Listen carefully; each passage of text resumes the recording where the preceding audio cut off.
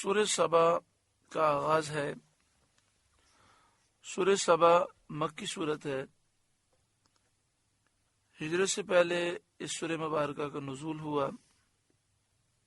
ایک روایت یہ ہے کہ اس میں ایک آیت مدنی ہے جس کا نزول ہجرت کے بعد ہوا، اور وہ آیت ہے وَيَرَى الَّذِينَ أُوتُوا الْعِلْمَ۔ اس کے علاوہ تمام آیات اس سورہ مبارکہ کی مکی ہیں، ہجرت سے پہلے ان کا نزول ہوا۔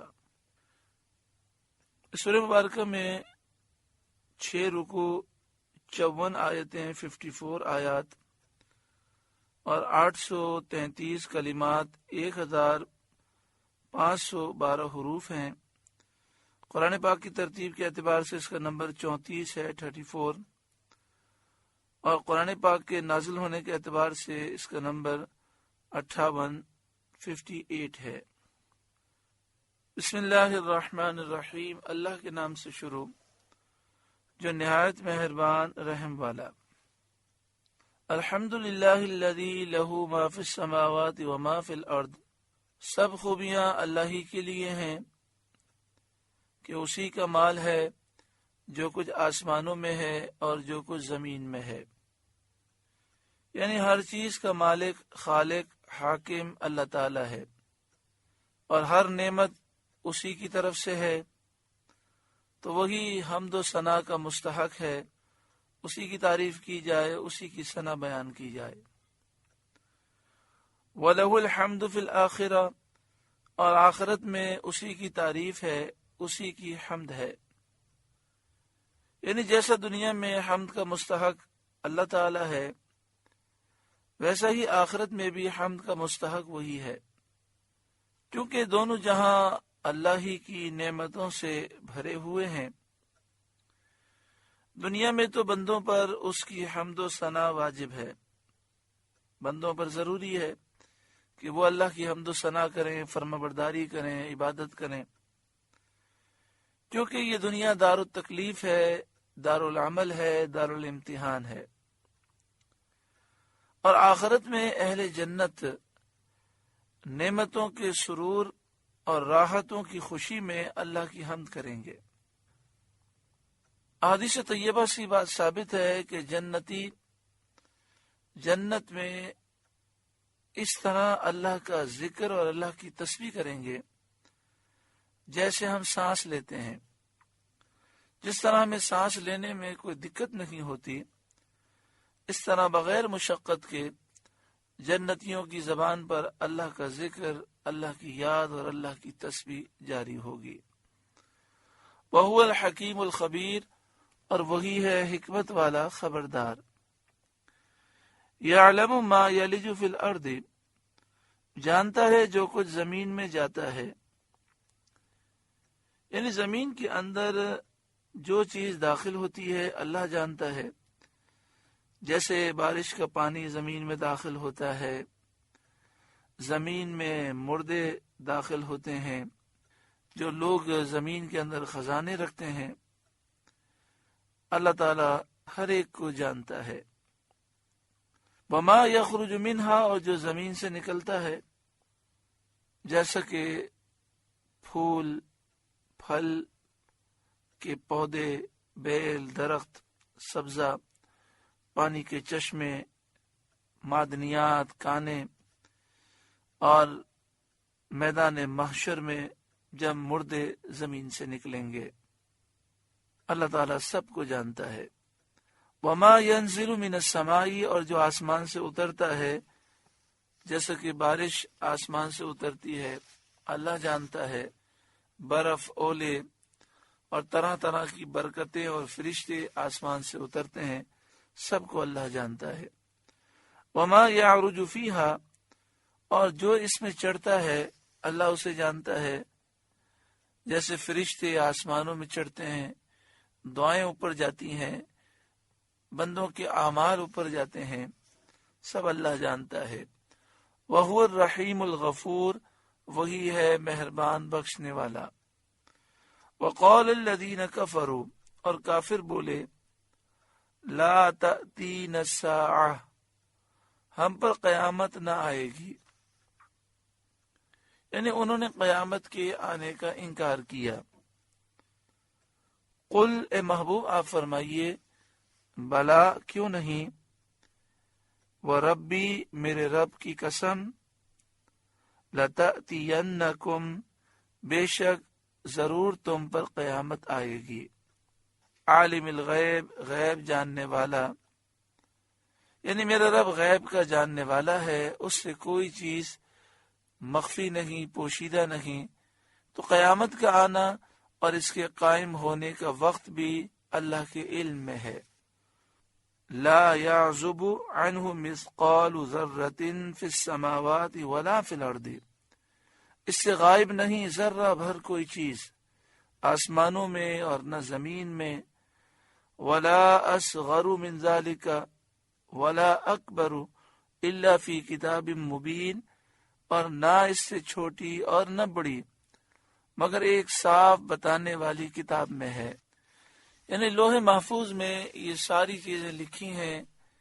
اللہ تعالی کا علم ازلی ابدی ہے، اللہ تعالی ہر ایک کو جانتا ہے، کوئی چیز اس سے پوشیدہ نہیں۔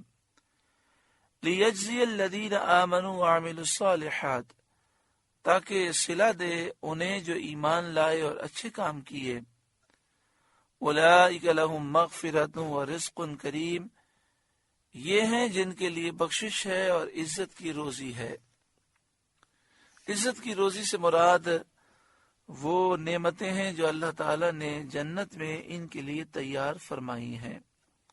والذین سعوا فی آیاتنا معاجزین، اور جنہوں نے ہماری آیتوں میں ہرانے کی کوشش کی اور ان میں تعان کر کے اور ان کو شعر و سحر جادو وغیرہ بتا کر لوگوں کو ان سے روکنا چاہا، یعنی جن لوگوں نے قرآن مجید فرقان حمید کے خلاف پروپیگنڈا کر کے جھوٹے الزامات لگا کر اور جھوٹی باتیں بنا کر لوگوں کو قرآن کی تعلیم سے روکنا چاہا، اسلام کا راستہ روکنے کی کوشش کی، وہ ذلیل و رسوا ہوں گے۔ اس کا مزید بیان اسی سورت کے 5ویں رکوع میں آئے گا۔ اولئک لہم عذاب من رجز علیم، ان کے لیے سخت عذاب دردناک میں سے عذاب ہے۔ وَيَرَى الَّذِينَ أُوتُوا الْعِلْمَ الَّذِي أُنزِلَ إِلَيْكَ مِن رَبِّكَ، اور جنہیں علم ملا وہ جانتے ہیں کہ جو کچھ آپ کی طرف آپ کے رب کے پاس سے اترا، هو الحق، وہی حق ہے۔ جنہیں علم ملا ان سے مراد صحابہ کرام ہیں، اور وہ توریت انجیل کے ماننے والے ہیں جو نبی اکرم صلی اللہ علیہ وسلم پر ایمان لائے، جیسے حضرت عبداللہ بن سلام اور ان کے ساتھی۔ وہ بخوبی جانتے ہیں کہ قرآن کریم یہی حق ہے۔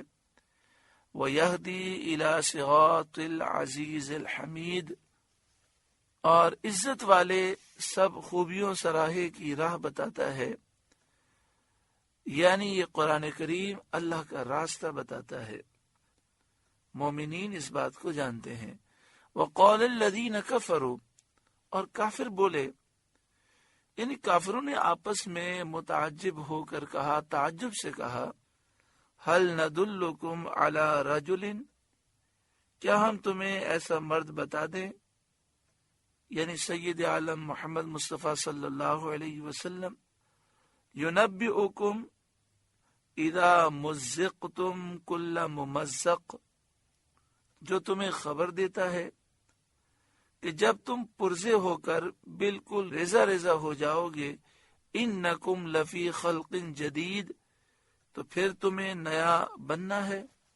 یعنی کافروں نے تعجب کے ساتھ کہا کہ کیا ہم تمہیں ایک ایسا مرد بتائیں جو یہ کہتا ہے کہ جب تم مٹی میں پرزے پرزے ہو کر ریزہ ریزہ ہو جاؤ گے